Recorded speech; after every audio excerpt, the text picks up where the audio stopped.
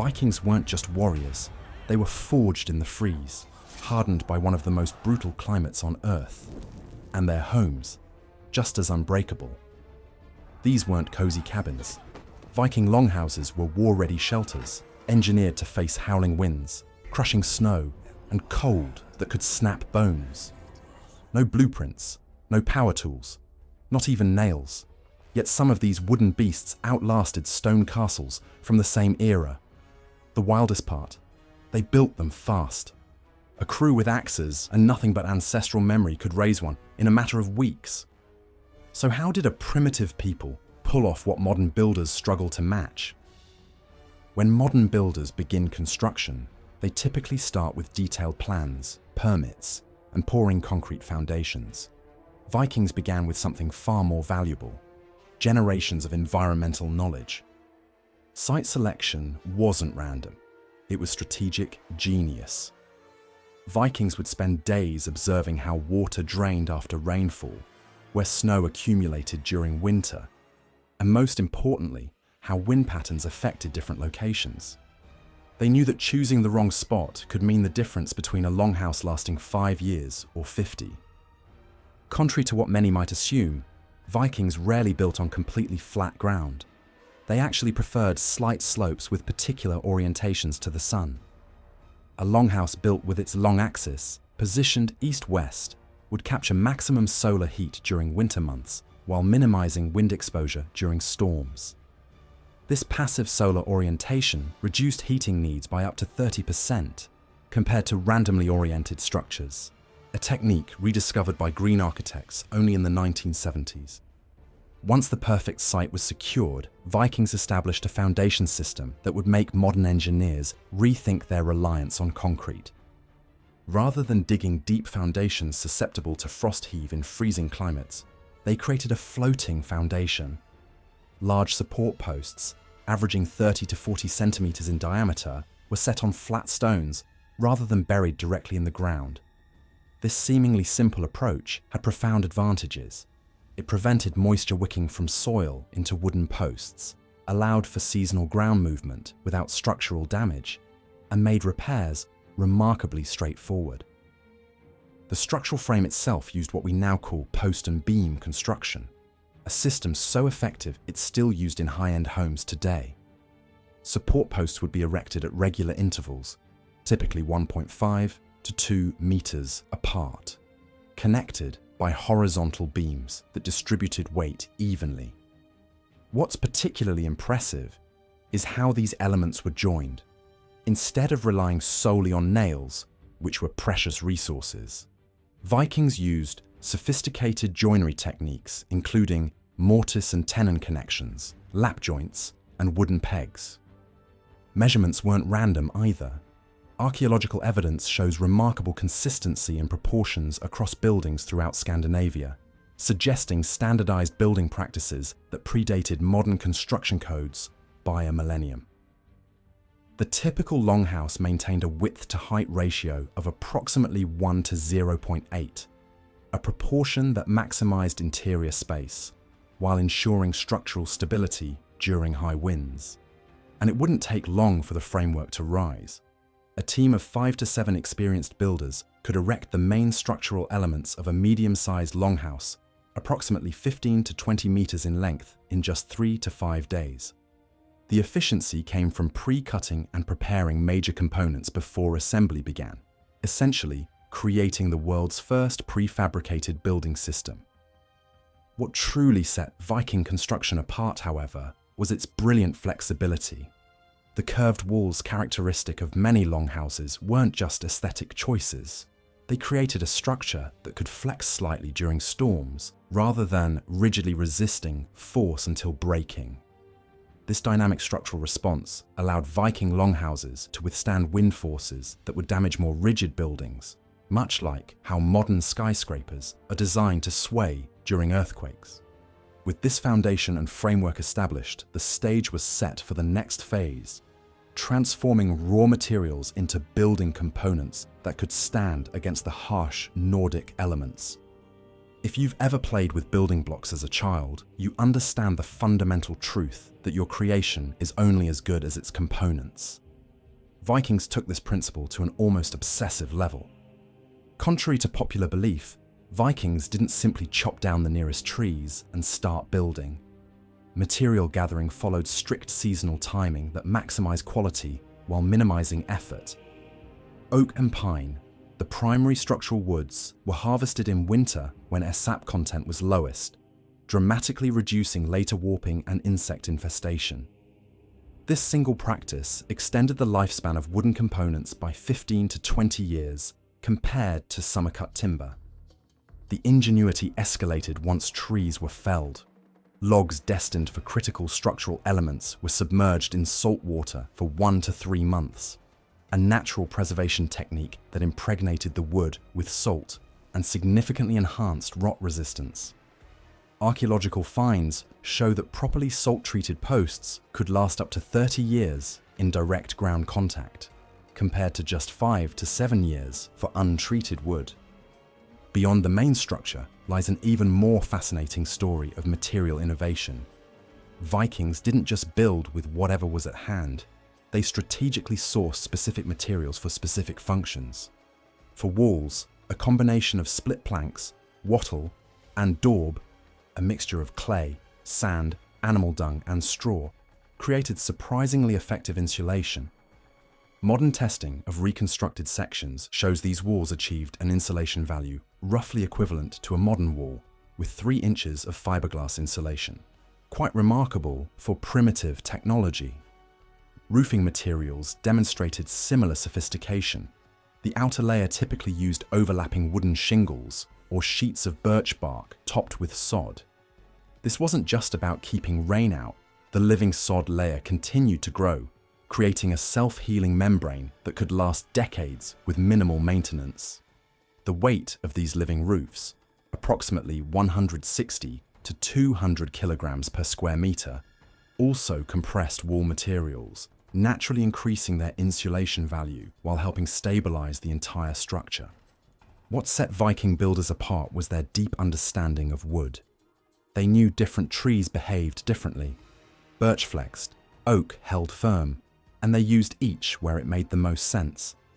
A single longhouse needed up to 70 mature trees, so waste wasn't an option. Through precise splitting instead of sawing, they squeezed up to 30% more out of every trunk, turning one oak into posts, planks, and furniture. Material prep could take months, but by the time construction began, they had a custom-fit kit designed by nature and sharpened by generations of experience. Imagine building a 25-meter structure without a single measuring tape, level, or power saw. Seems impossible, doesn't it? Yet Vikings did exactly this. Using construction techniques so clever, they compensated for the lack of modern tools, while sometimes achieving greater precision. The construction process began with setting the main support posts on their stone footings.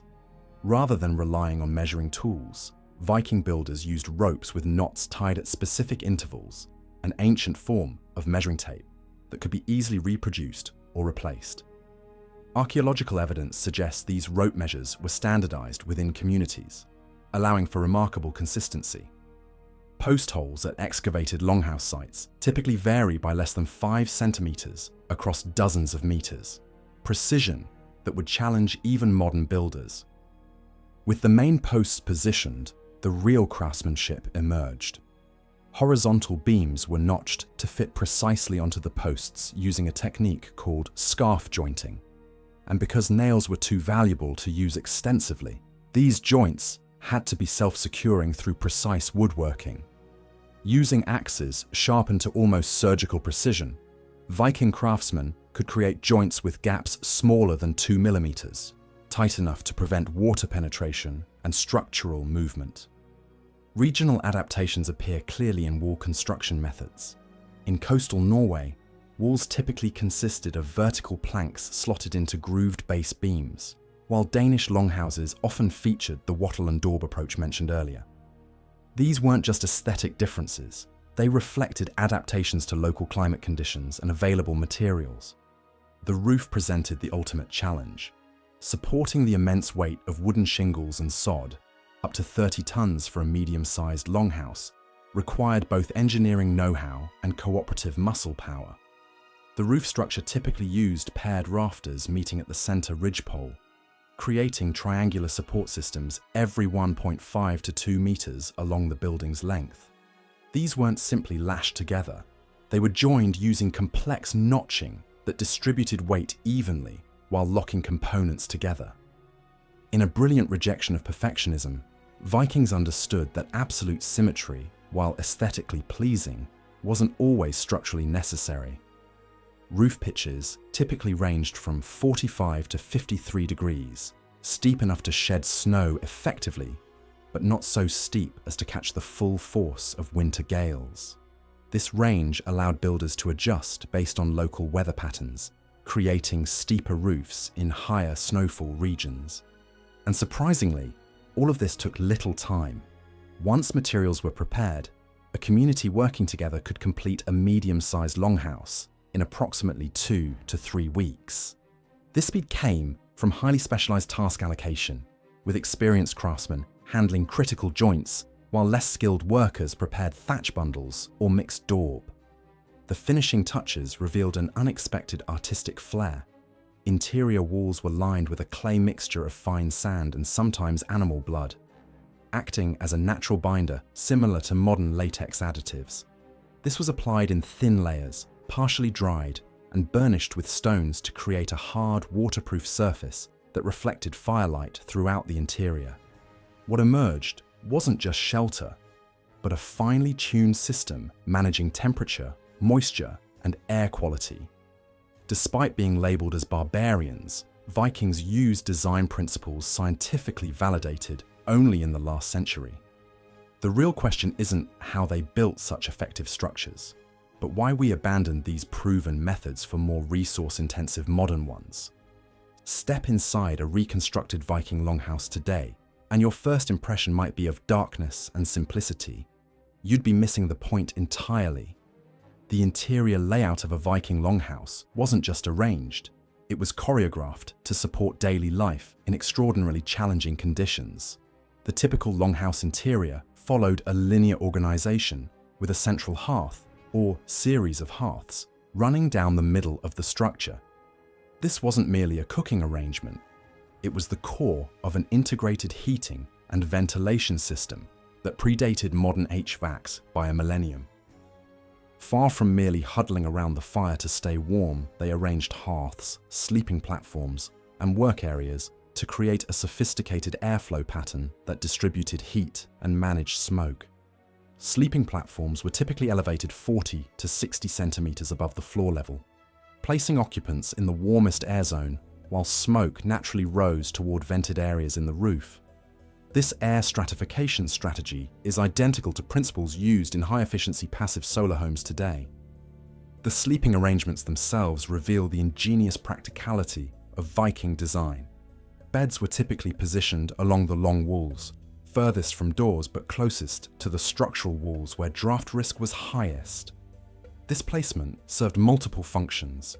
It created a thermal buffer zone between sleepers and the exterior, utilized body heat to warm the walls from the inside, and maximized the usable central space during daylight hours. Light management transformed these seemingly dark interiors into functional spaces. Small openings at strategic points, not large enough to create significant heat loss, allowed daylight to enter, while smoke holes in the roof provided additional illumination. The positioning of these openings wasn't random. Archaeological evidence shows they were often arranged to highlight specific work areas at different times of day as the sun moved across the sky. At night, the Vikings employed a lighting system that was remarkably efficient for its time. Rather than using precious beeswax candles, they developed lamps that burned fish oil or animal fat in soapstone containers. These lamps produced less smoke than torches, while providing sustainable illumination for extended periods. The strategic placement of polished metal or light-colored materials behind these light sources served as crude reflectors, amplifying available light. The longhouse interior reveals a deep understanding of community flow and efficiency. Spaces transitioned from public to private. Entry zones acted as airlocks, Central hearth areas served for communal work and dining, and private sleeping quarters sat at the ends for quiet and separation. Workspaces were strategically placed for natural light, supporting tasks like food prep and textiles. What stands out is how multifunctional everything was. Storage was built into the structure. Sleeping platforms became daytime seating.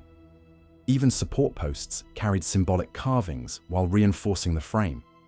In a 15 to 20 meter space, up to 30 people lived, worked, and socialized using just a third of the resources modern homes require, thanks to ingenious design, not overcrowding.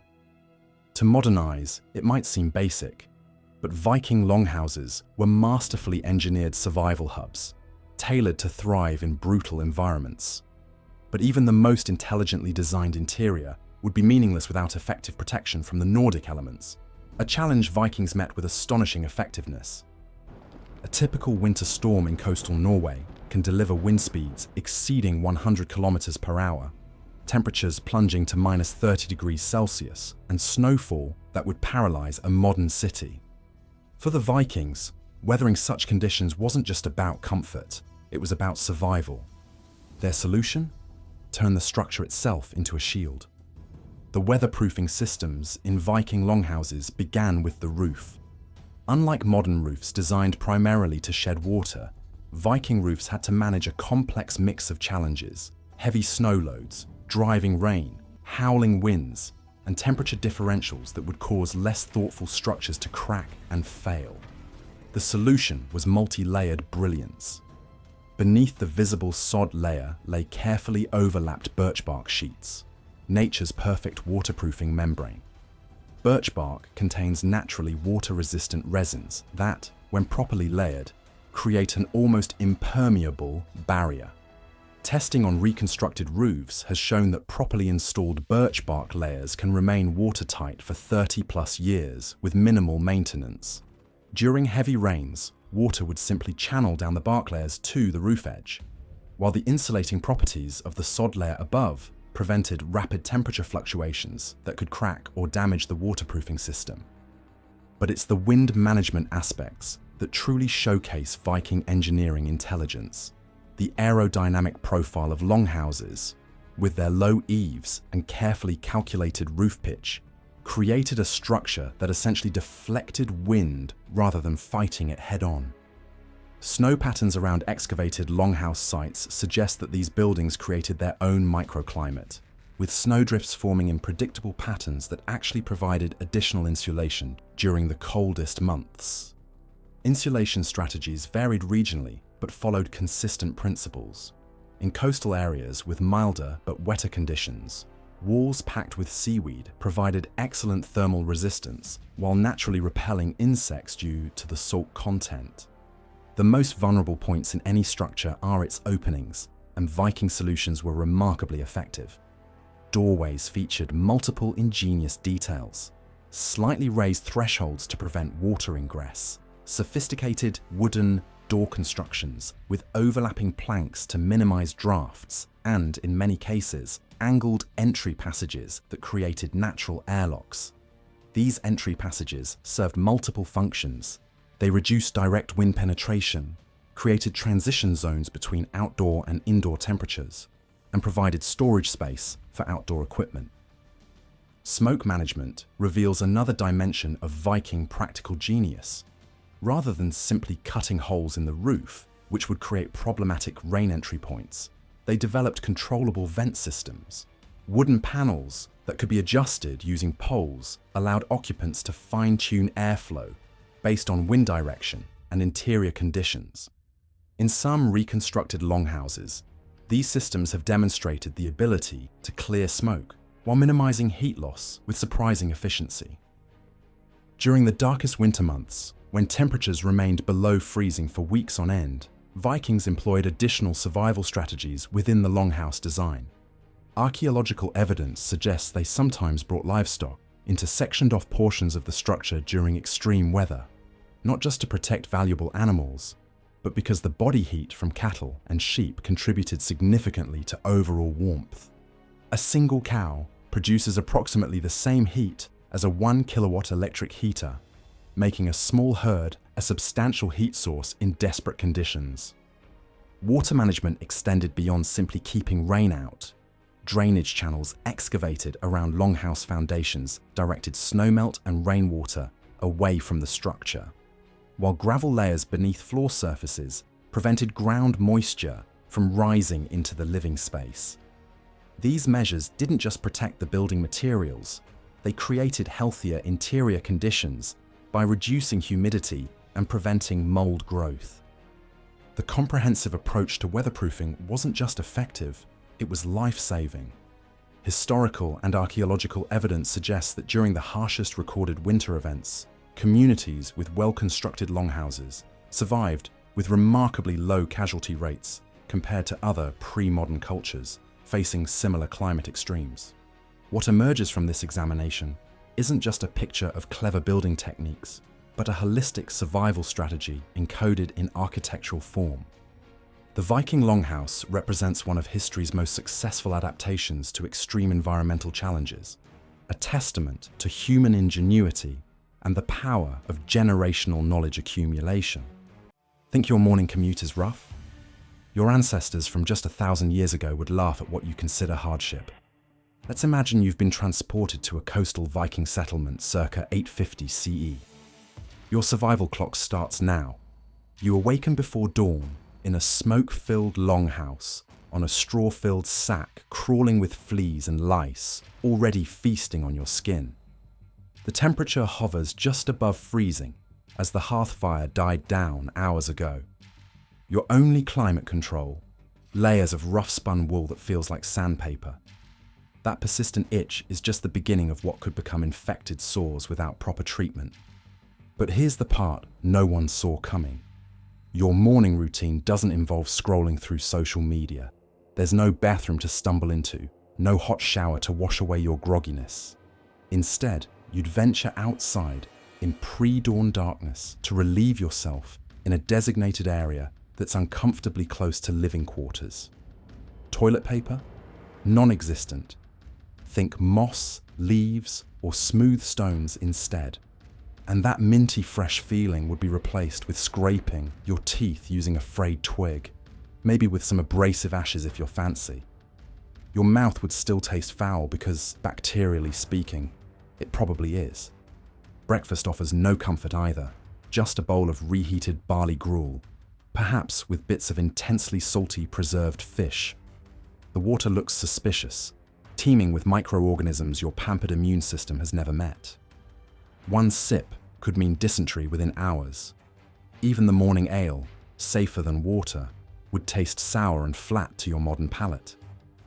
By now your body is in revolt, caffeine withdrawal, headaches pounding, stomach questioning your choices, joints aching from your medieval sleeping arrangement. But there's no calling in sick in Viking society. No paid time off. Unless you're physically incapacitated, you work. Morning labour won't involve emails or meetings, but back-breaking physical tasks.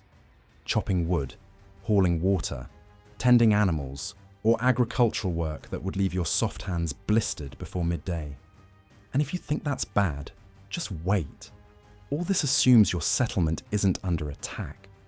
Vikings lived where violence wasn't a distant threat, but everyday reality. The morning calm could shatter instantly with approaching enemies, leaving seconds to react in a world where combat wasn't optional, but essential. Your knowledge of spreadsheets won't help you wield an axe against someone who's been training since childhood. In Viking times, being unprepared for violence wasn't just a disadvantage, it was a death sentence. You've made it to midday, your modern muscles screaming in protest from the morning's labour. Now comes what should be a relief, mealtime. But if you're anticipating a comforting lunch break, you're in for another brutal awakening. Viking sustenance was about survival, not satisfaction, and the distance between their food practices and your local bistro spans more than just centuries. The midday meal, if you're fortunate, consists of more of that morning gruel, though perhaps with additions that would make your modern stomach turn. Imagine biting into bread so coarse and gritty it wears down your teeth with every chew. The grain wasn't just minimally processed, it often contained particles of millstone. That strange tang, not artisanal sourdough culture, but the early stages of mold that couldn't be wasted in a society where starvation loomed every winter. The meat, when available, wouldn't be the neatly trimmed portions from your grocery store, but tough, stringy cuts from animals that lived hard lives, often preserved through smoking or brining to a saltiness that would make your blood pressure skyrocket. If you're squeamish about looking your dinner in the eye, Viking cuisine would be your personal nightmare. Nothing, absolutely nothing, goes to waste. Blood collected from slaughtered animals becomes the base for black pudding. Organs that modern Americans discard are prized delicacies. That stew bubbling in the pot might contain sheep's head, complete with eyes that are considered particularly nutritious. And let's not even discuss what passes for sausage casings. Your modern sensibilities about food would mark you as wasteful at best, possibly insulting to your hosts at worst. You're probably wondering how anyone could possibly stay properly nourished on such fare. The truth is, many didn't.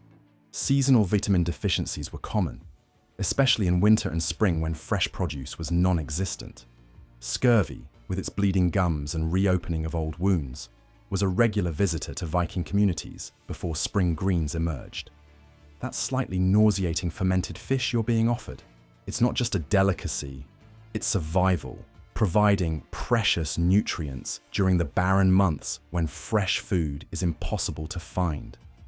Your reluctance to eat it might be the difference between life and death when winter stretches longer than expected. And then there's the constant uncertainty. Modern humans have forgotten what true food insecurity feels like.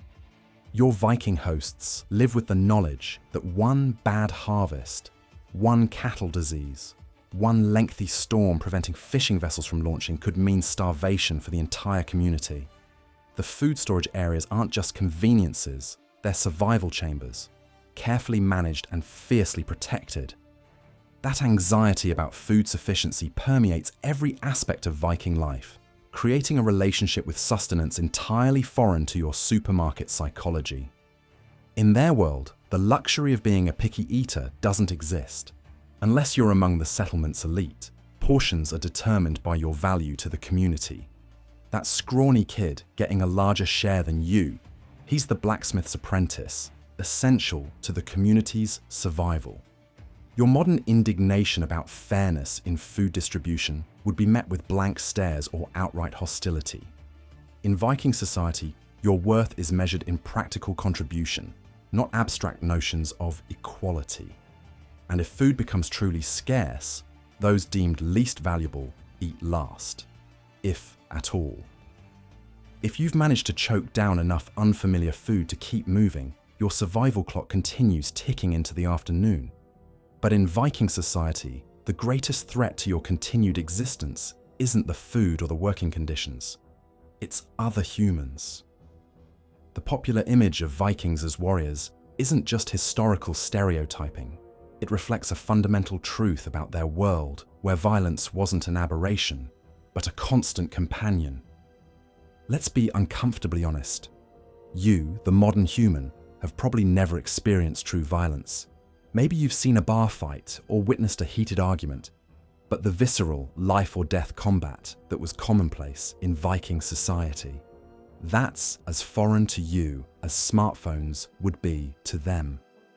From childhood, Vikings were conditioned not just to accept violence, but to excel at it. Boys as young as 12 trained with weapons daily, not as sport, but as essential life preparation.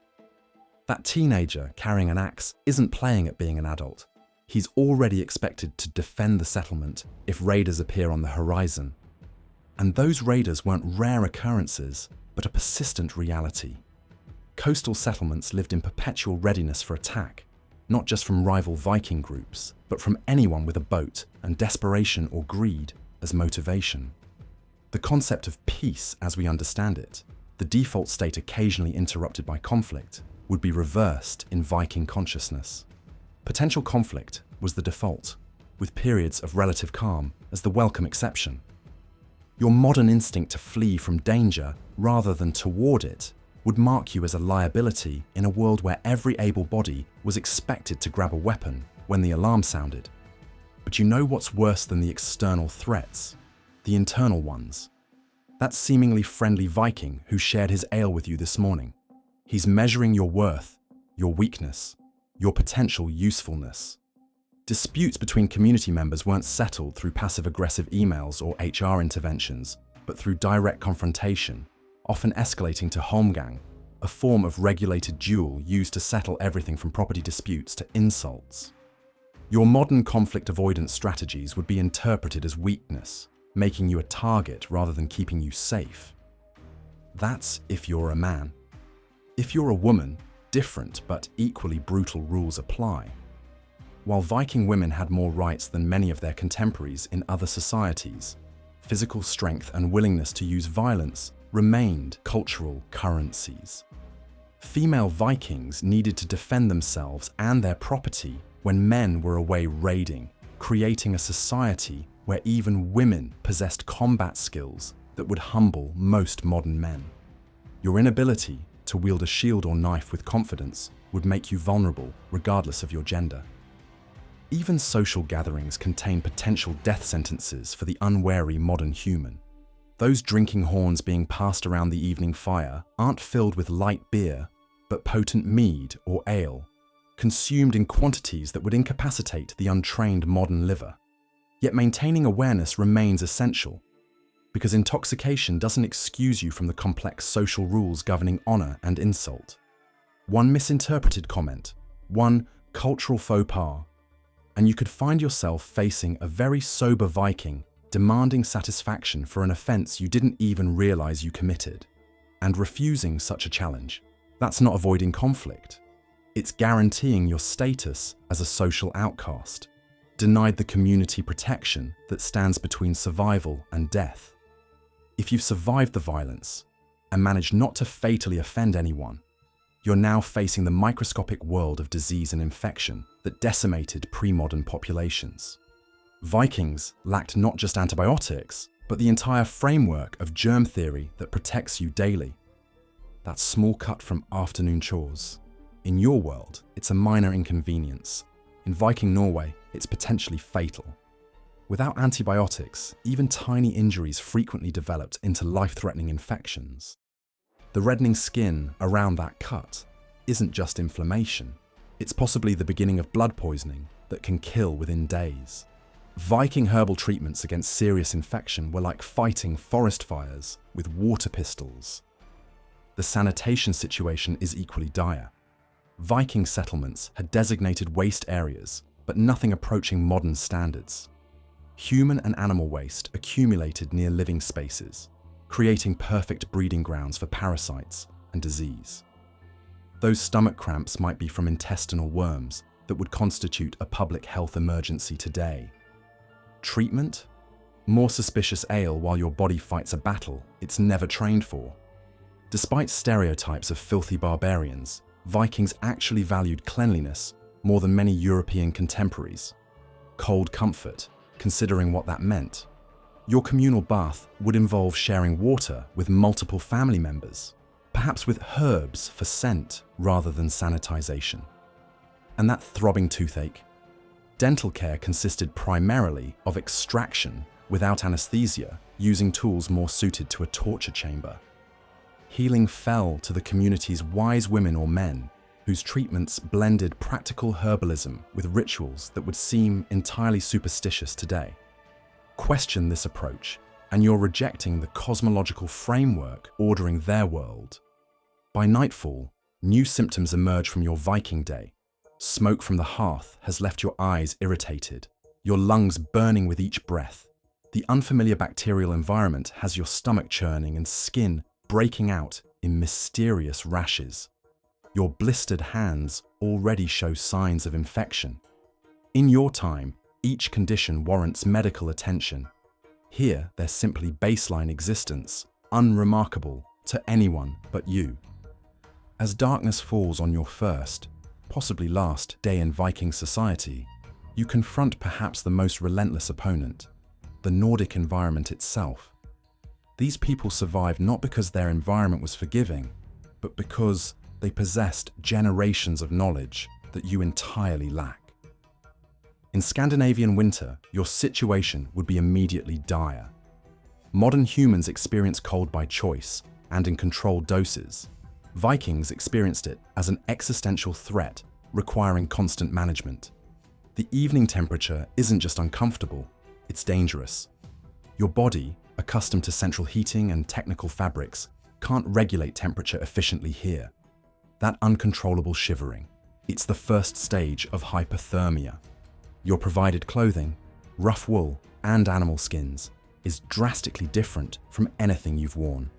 The wool retains warmth even when wet, crucial in damp Nordic climate, but irritates skin accustomed to cotton. Those drafty seams aren't manufacturing defects, but the limits of hand stitching. Your constant fidgeting marks you as someone lacking the mental discipline to accept physical discomfort as default.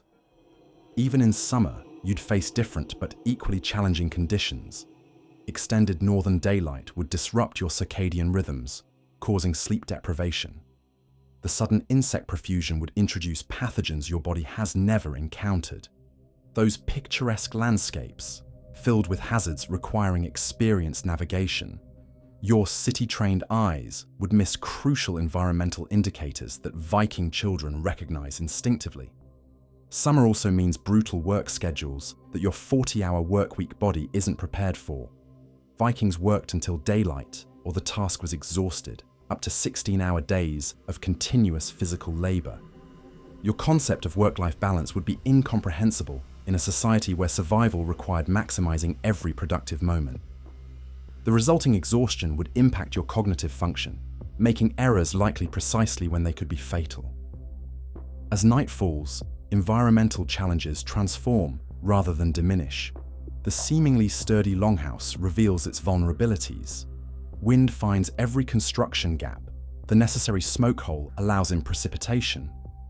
The fire creates heat zones, requiring knowledge of optimal sleeping positions you lack. And the darkness is complete in a way few modern humans ever experience, filled with sounds your urban-trained ears cannot properly interpret. As your first Viking day ends, you face perhaps the most subtle yet inescapable challenge, navigating a social structure operating on entirely foreign principles. Vikings didn't just live differently, they thought differently, valuing concepts that would bewilder modern sensibilities. Your life in a society that at least honors equality, theoretical social mobility, and individual rights would clash with Viking reality. Their world operated on a rigid hierarchy where worth came from birth, strength, and practical contribution, not education or credentials. Your degree, worthless. Your personal brand, meaningless. Your assets back home, non-existent. In one day, you've fallen from whatever status you held to the absolute bottom. A useless outsider with no family connections, no demonstrable skills, and no survival knowledge. The depth of this reset is profound. In Viking society, slaves were property, not people. Without demonstrating immediate value, you'd be somewhere between tolerated burden and potential thrall. That Viking who showed basic kindness, it might have been assessing your market value if you need to be sold to another settlement. Gender roles would further shock your sensibilities. While Viking women had more rights than many contemporaries, clear labor divisions existed. Men showing interest in female tasks faced ridicule. Women who couldn't efficiently manage household production were failing their core social function. Your awkward attempts at gender-appropriate activities would mark you as deficient, regardless of your sex. Even casual interactions are minefields. Viking communication valued directness over diplomacy, unlike your workplace politeness. Your constructive feedback would seem weak and evasive. Your respectful disagreement would read as confusion or cowardice, and humor to diffuse tension. Comedy doesn't translate across millennia, and your clever reference might be taken as a grave insult. Religious views present perhaps the most dangerous territory. Viking spirituality wasn't optional, but a fundamental framework explaining everything from weather to illness. Religious rituals weren't cultural activities, but essential functions ensuring divine favor. Your reluctance to participate wouldn't be respected as personal choice, but condemned as endangering the settlement's relationship with survival-controlling forces.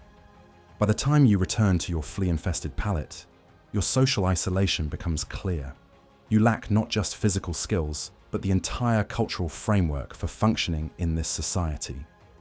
The subtle cues and shared references you navigate effortlessly at home are replaced by equally complex but different ones everyone else understands instinctively.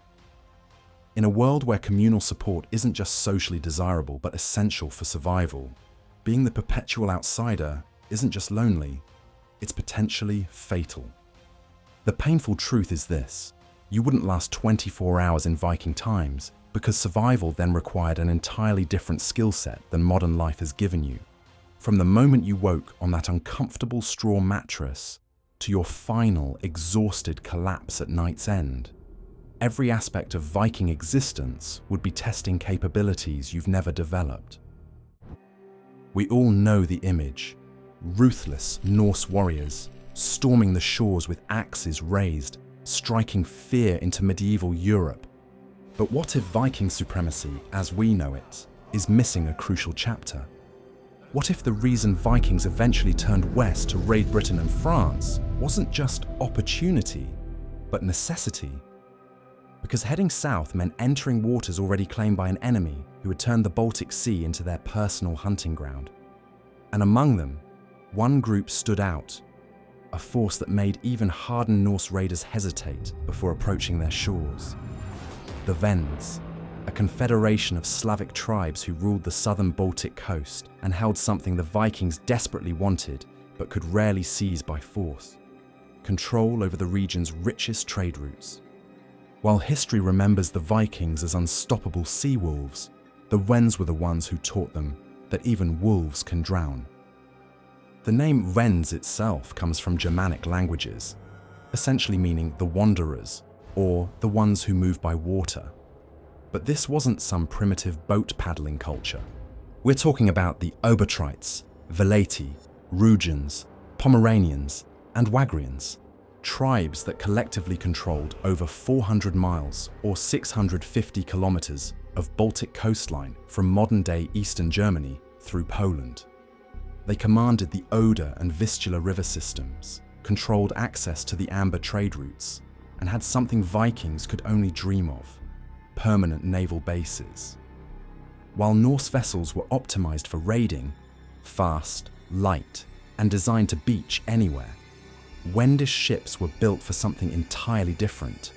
They were constructing what naval historians now recognize as some of the first true warships in northern European waters. Archaeological evidence from sites like Ralsvik on Rügen Island shows vessels up to 100 feet or 30 meters long, with reinforced hulls designed specifically for ramming enemy ships. Think Roman trireme meets Viking longship, with a healthy dose of Slavic engineering innovation.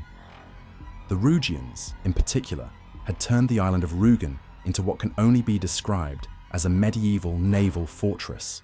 Multiple harbours, shipyards capable of building vessels larger than anything the Vikings possessed, and, this is where it gets really impressive, a signal fire network that could communicate enemy movements across the entire Baltic in a matter of hours.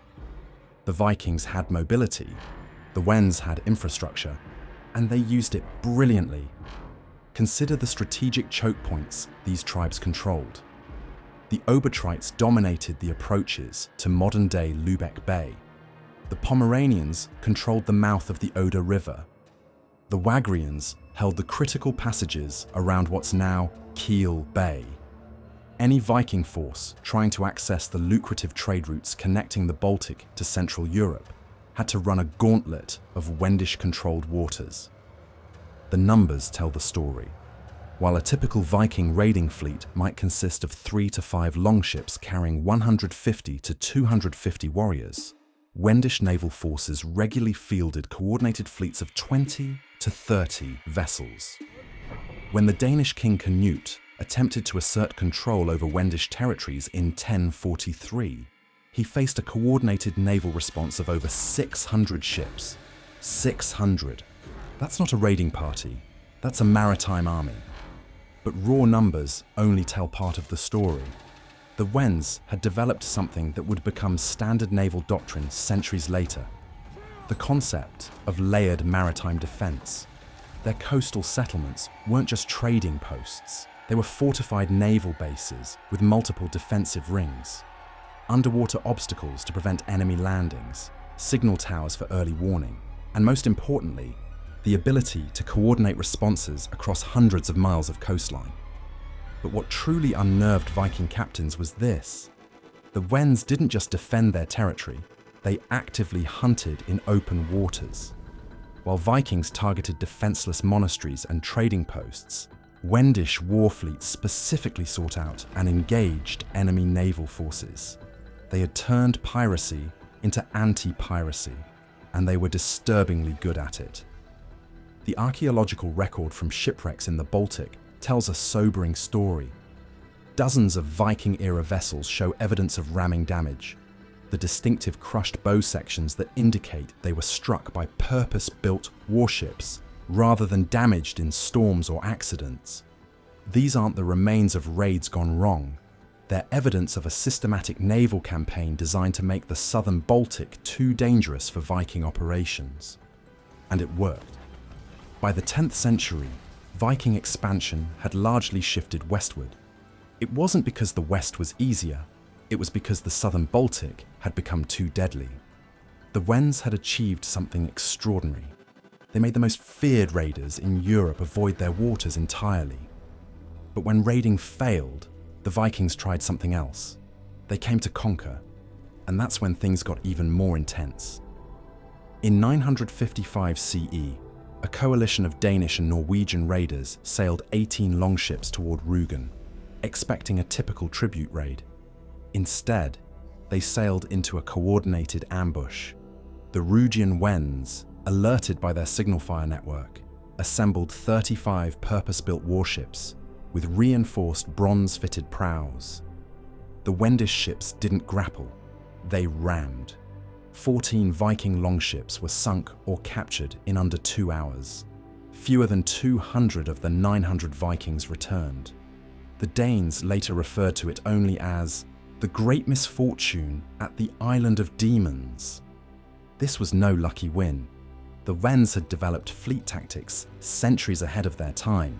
Designated ship roles, real-time coordination via horn and flag signals, and a strategic grasp of naval formations Vikings lacked. Viking fleets, built for speed and autonomy, struggled to respond. Instead of adapting, Viking leaders largely avoided Wendish waters. Raiding became economically unsustainable. Even a successful attack often meant devastating losses. So they shifted focus west, to Anglo-Saxon monasteries and Irish coasts. But the Wends weren't content with defense. By the late 10th century, they were launching their own raids. The 991 CE attack on Hedeby, a critical Viking trade hub, proved how far things had turned. A 22-ship Wendish fleet struck at dawn, burned harbour facilities, destroyed merchant vessels, and vanished before a response could form. Hedeby was considered impregnable until that day. The Wends had an edge: intelligence. Unlike the opportunistic Viking model, Wendish raids were planned with precision, informed by extensive trade networks that doubled as spy channels. One final campaign highlights their strategic brilliance. In 1018, Cnut the Great launched a 200-ship assault. The Wends retreated inland, let the Danes overextend, then hit isolated garrisons through ambushes. By spring, Cnut had gained no ground and lost a third of his force. When Vikings finally abandoned ships and took the fight to land, they thought they'd bypass the problem. They were wrong, because the Wends had spent just as much time mastering fortresses as they had the sea. A typical Viking land assault in the 10th century began with 300 to 500 warriors beaching their longships. They quickly formed a shield wall and advanced toward their target with precision. Most settlements, even fortified ones, would fall within hours. The combination of psychological terror, superior weapons, and coordinated tactics was simply overwhelming for most defensive forces. Now imagine those same battle-hardened Vikings approaching a Wendish settlement and stopping dead in their tracks, staring up at defensive works that seemed to defy everything they knew about medieval fortification. Because the Wends had spent centuries turning the science of castle building into an art form that would make modern military engineers nod in professional appreciation. Take the Obertreit stronghold at Oldenburg. When Danish forces encountered it in 983 CE, they faced concentric defensive rings nearly half a mile out from the center. These weren't just ditches and stakes. Excavations show hidden pits, weakened ground, and sharpened stakes, meant to break enemy ranks before they even saw a wall. And those walls, not the standard vertical palisades. The Wends used interlocked horizontal timbers, distributing shock across the structure. Battering rams were all but useless. Gateways and corners, the usual weak points, were replaced with offset entries and interlocking firing angles that turned them into kill zones. Add to that elevated central keeps on man-made mounds, giving Wendish defenders clear lines of fire over every barrier. The psychological toll was immense. Vikings were used to seeing what they were attacking. Wendish forts revealed nothing but the next wall. When Danish Prince Magnus assaulted the Rugian fortress at Bergen in 1043, his army spent 3 days fighting through outer defenses, only to discover they hadn't even reached the heart of the settlement. A third of his army deserted before dawn. But it wasn't just about defense. The Wends built for counterattack. Hidden sally ports allowed for night raids. Tunnels let defenders emerge behind enemy lines. Elevated platforms launched coordinated barrages. One striking example, at Wallin in 1066, Swedish besiegers believed they had the fortress surrounded, only for Wendish forces to erupt from underground, torch their siege works, and vanish again. The siege collapsed overnight. Many fortresses included sea access, allowing reinforcements and supplies even under siege. The fortress at Arkona, perched atop 150-foot chalk cliffs, could only be reached by sea, past defensive towers and underwater obstacles. By the early 11th century, Viking commanders had learned the hard way. Wendish fortresses weren't just hard to take, they were nearly impossible. And yet, even as Vikings retreated, other enemies were closing in. Enemies with more patience and far more resources. Here's what the sagas don't tell you about Viking victories against the Wends. They came at staggering cost. Take the 1018 capture of Ratzeburg. Celebrated in Norse chronicles, it required 8 months, 2,400 warriors, and 32 ships. The defenders, fewer than 800. Viking losses, nearly 60%. Afterward, Danish leadership quietly required royal approval for any operation in Wendish territory. It wasn't just caution, it was economic survival. A typical Viking raid on Anglo-Saxon land might yield massive returns with 10 to 15% casualties. Wendish campaigns often ended in 40 to 50% losses, and the settlements, well prepared, yielded little plunder. The psychological impact was just as bad. Vikings thrived on their identity as apex predators, but the Wends had flipped that script. Suddenly, the wolves weren't hunting, they were being hunted. By 1050, Viking expansion had pivoted west. Britain, Ireland, even North America. Not because they ran out of ambition, because the Baltic had become a death trap. Wendish resistance had a ripple effect. Their naval chokehold pushed Norse forces into new territories. Their intelligence networks quietly manipulated power dynamics across Scandinavia. They gathered intel through trade channels and used it to plan devastatingly precise counter-raids. In 1034, King Magnus of Denmark assembled 47 ships in total secrecy to assault Arkona. The Wends were waiting, ambush preset, tactics known, positions anticipated. Only 12 ships returned. Magnus didn't. The source of the intelligence leak? Never identified. But it showed the Wends weren't just resisting, they were infiltrating. By the mid-11th century, Wendish networks had grown so effective that Viking raids became blind stabs against a foe who always seemed a step ahead. Surprise, the Vikings' greatest weapon was gone. And worse, other Baltic communities were learning. Wendish-style fortifications, coordinated defenses, and trade-based intelligence began spreading. The Viking Age wasn't just fading, it was being dismantled, piece by piece. But if the Wends thought their dominance would go unchallenged, they were about to face something no ambush or fortress could stop. A holy war with no exit plan.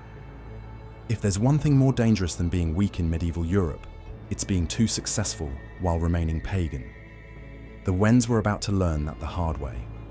By 1140 CE, Wendish control of Baltic trade and their unmatched military innovations had become a strategic concern for Christian kingdoms. The response?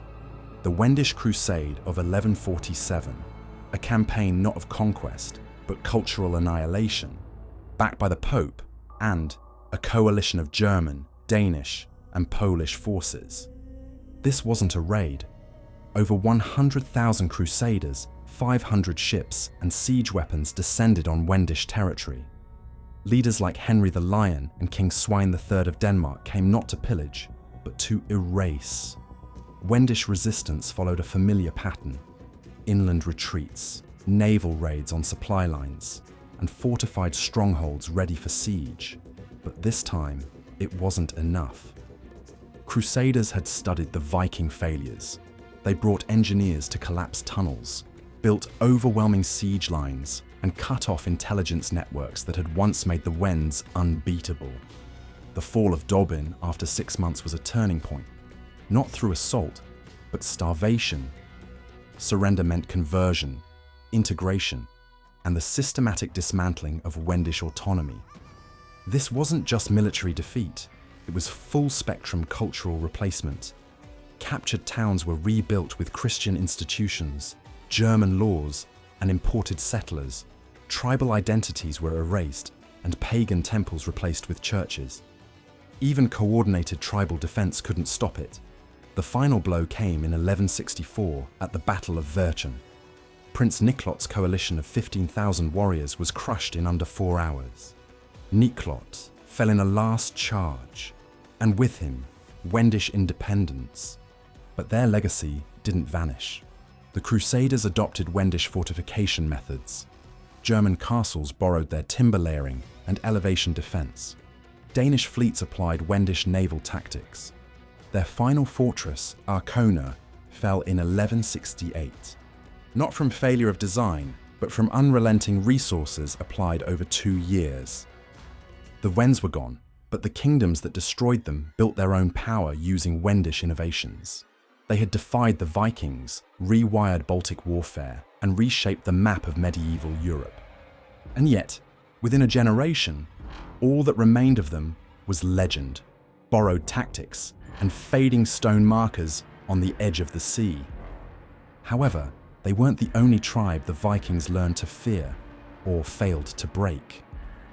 Across the Baltic, another name stirred dread in Norse hearts: fierce raiders who turned Viking tactics against them and vanished into myth when the wars ended.